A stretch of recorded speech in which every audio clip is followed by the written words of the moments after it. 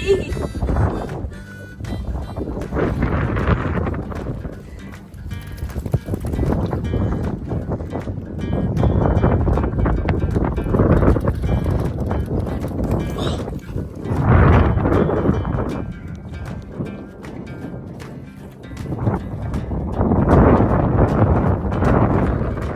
no, Lottie, you're gonna get stuck.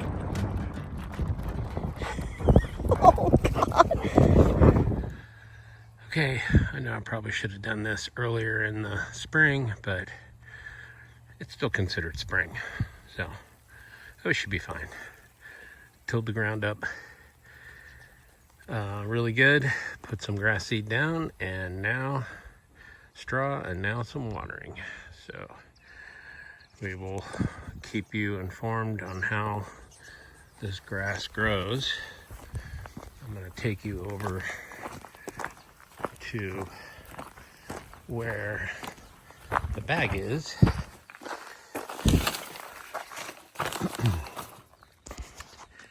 Not the greatest reviews, but some pretty dang good reviews, especially for our part of the country.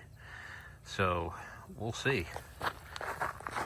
Just little spots, that's all I need right now.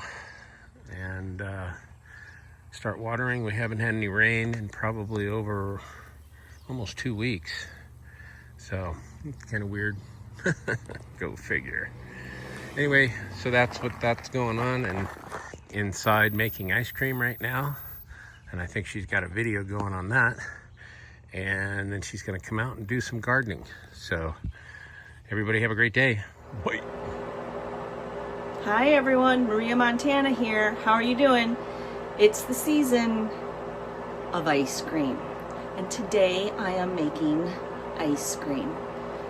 A couple years ago, we decided to start making our own ice cream because we were eating so much of it. And once you start making your own ice cream, it's unbelievable. It is the best stuff on the planet, and it's super, super easy. We have this Cuisinart ice cream maker, and it has the cooling built in, which is really nice. I'm pre-chilling it right now. I don't know if you necessarily have to, but when it's warmer outside, I pre-chill it. We used to have, before this one, we had a smaller machine that you would put the canister into, this little ice cream canister. You would put that and freeze that in your freezer, and then you would put it in this churner because it didn't have the self-cooling unit in here. We found that the ice cream didn't get like ice cream. It was like soup cream. So we returned that and we got this machine, and it's great. It was a couple $100. If you can afford it and you want to make ice cream, I highly, highly recommend one with a self-cooling system on the inside. And ice cream's super easy to make. I'll post my recipe below in the comments. I do a double batch, so I don't have to do this every few days. It's about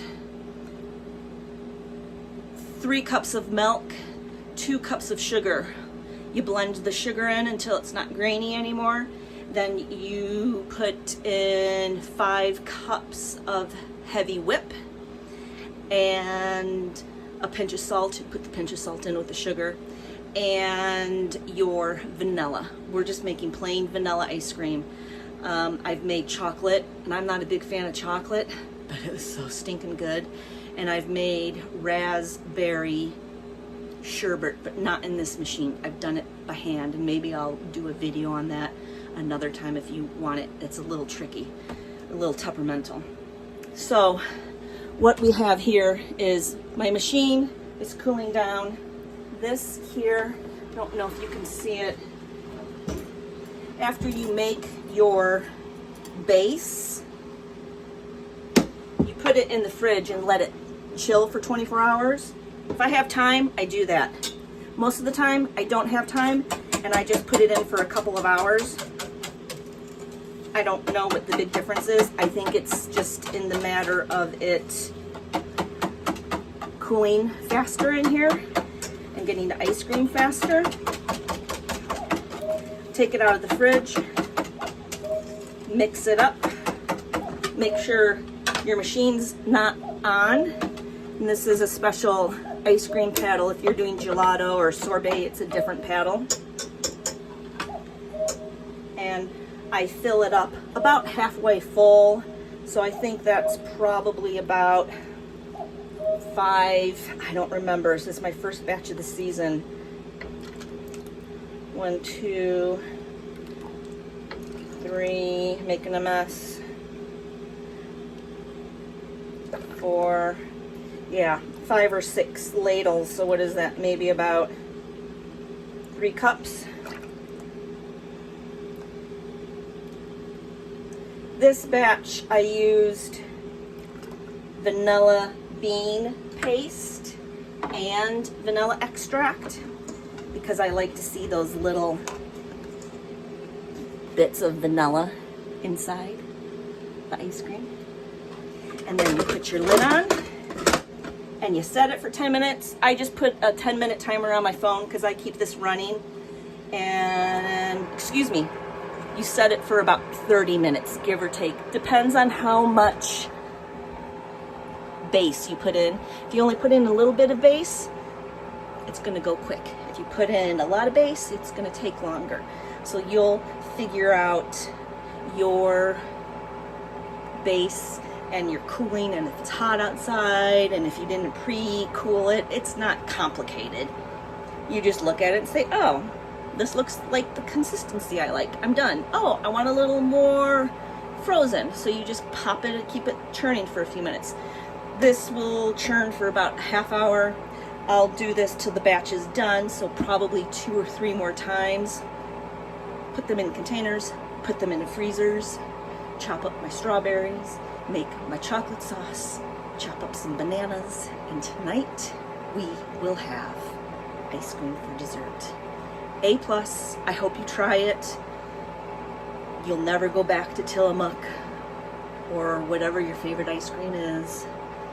And bon appetit. All right, everyone, it's been about 30 minutes. Let's check on the ice cream. Turn it off real quick. Yeah, I think it's gonna be good. Yep, look at that. It's not mushy. It's firm. And it tastes delicious. Well, it might not be a lot of land that we got over here, but we're always doing something. And I think he's taking the rock from over there and making another one of these little areas, like right there where the pinwheel is. There's always something to do. Wave, Mark Montana. Oh, he can't hear that loud machine. All right, what are you doing? Huh? What are you doing? I'm gonna build a little thing right here like that. See, what did I tell you?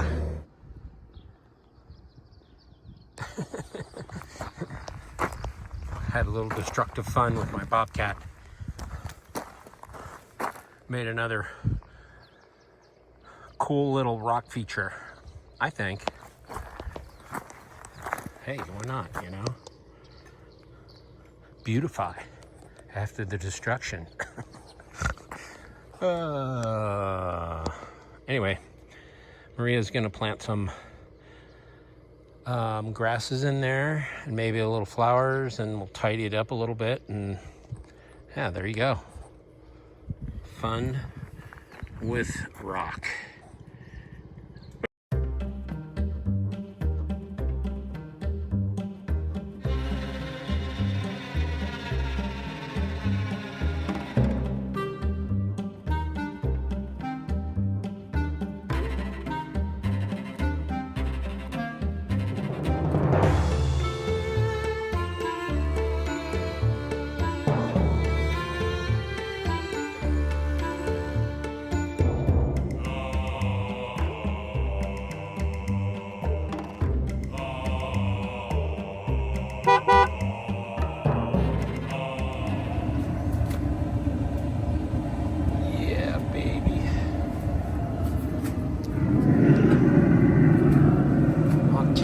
premium beef in the smoker griddle. There we go.